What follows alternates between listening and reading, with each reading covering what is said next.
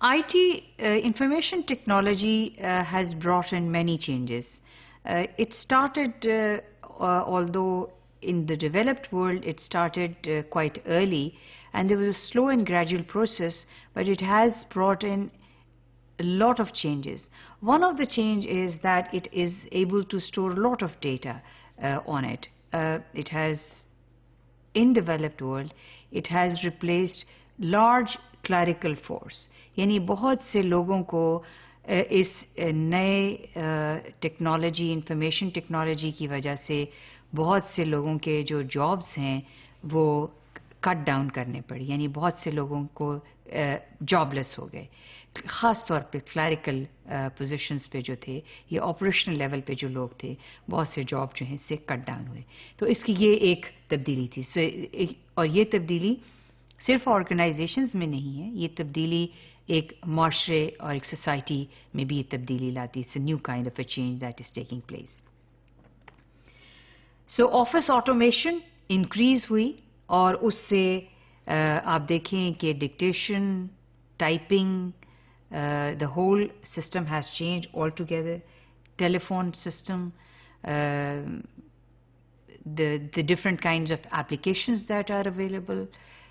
You don't need, there are automated answers. You don't need individuals sitting to respond to calls. There are machines which are responding to the queries and to the question. So it's a whole change that is affecting public administration system. Now the new name for this public management is called digital era governance. New public, so we had the classical school, we had the world changed from classical to new public management, and from new public management to digital era governance. What change it brought? It prompted such changes as to email, reducing the paper in the organization. Within the organizations there are different modes. People communicate not through paper, but they have the intranet services within the organizations which are used to pass one information from one individual to other individual. The world is connected digitally. It's not only that the organizations are connected digitally internally, but the organizations are connected digitally externally to the outside organizations. The organizations are not organizations in the sense that there is a structure or there is a hierarchy. The organizations have become virtual organizations. The organizations have become, they are not located in one place. They could be located all over the world. So there is this digital era has really connected not only governments, but it has connected businesses and government, and it has connected people and government, and it has connected people to the outside world as well. So you see that there is an internal communication and there is an external communication. You have electronic procurement systems. From paper for record keeping, all your data can go electronically. It occupies less space. It needs few people. It doesn't need a lot of people. So you have organizations which are government organizations which are providing different kind of services. You can get lot of services while sitting home. In Singapore, for example, if you want to get your driving license and you have all your particulars except for your driving test that you have to go for a driving test only, all the things you receive at home. You receive your driving license at home. All you have to do is that even your biometrics are done at home. You have to enter all your data, personal data, and since all the data are connected, your personal data are connected to all the other data, so you get most of the services while sitting at home. So this has really reduced, not only that it has reduced people, but in developed countries it has reduced the number of people working in organizations. Let me also say this is more useful for developed countries because there the population growth rate is in the negative. So their organizations can become very effective, but still they need people for running the organization, and for that they hire globally for their organization. But most of the time they use these automated systems which has improved the efficiency of the organization and has reduced the costs as well. There are three important areas in digital era governance. And let's see what are those areas. It is kind of a reverse to new public management. The three areas, the opposite of disaggregation is reintegration. It's a reaction against new public management. New public management has disaggregated.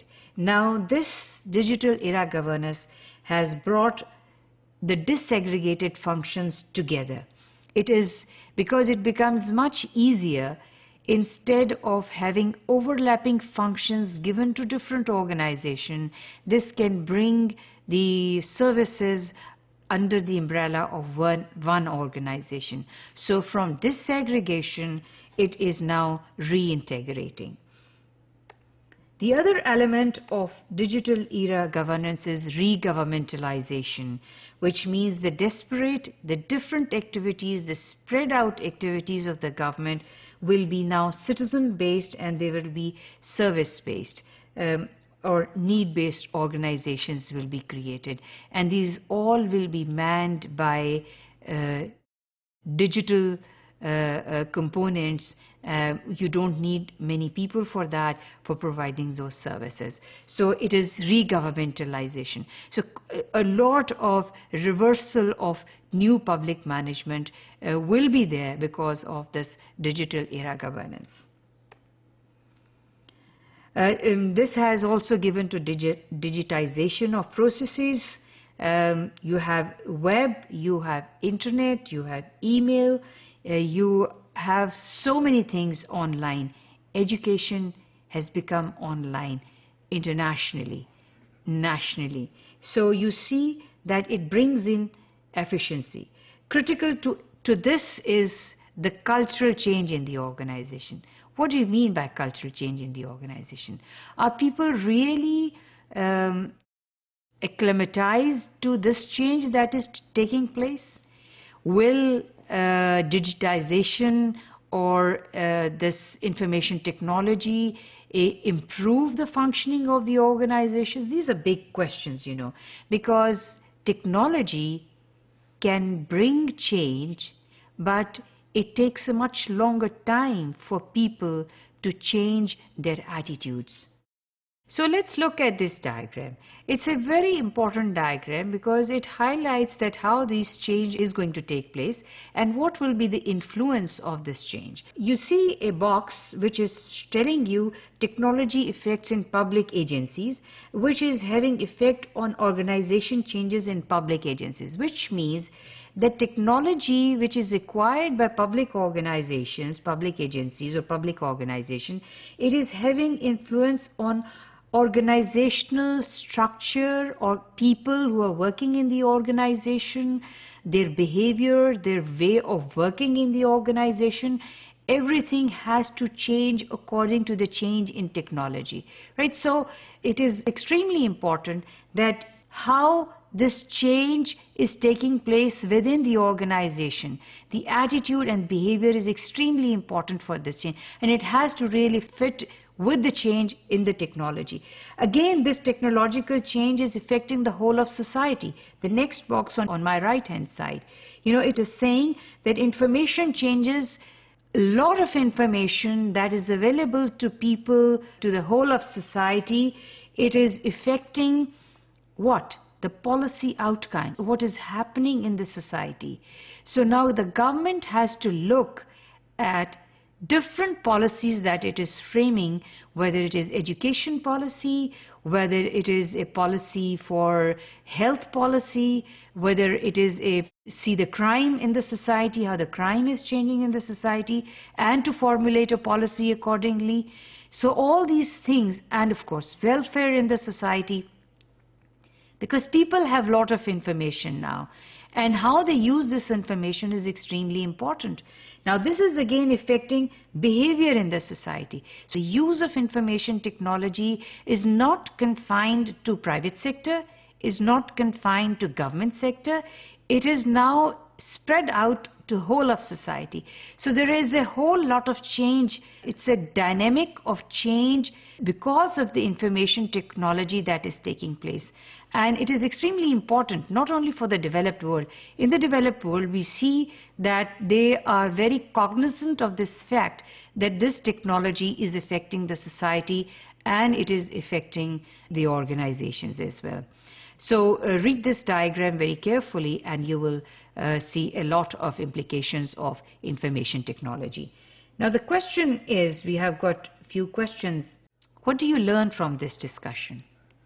And what do you think the future would be like of public administration if we have this change taking place? I would not give answer to this question, but these are the probing questions that should agitate your minds, and you should try to seek answer to these questions.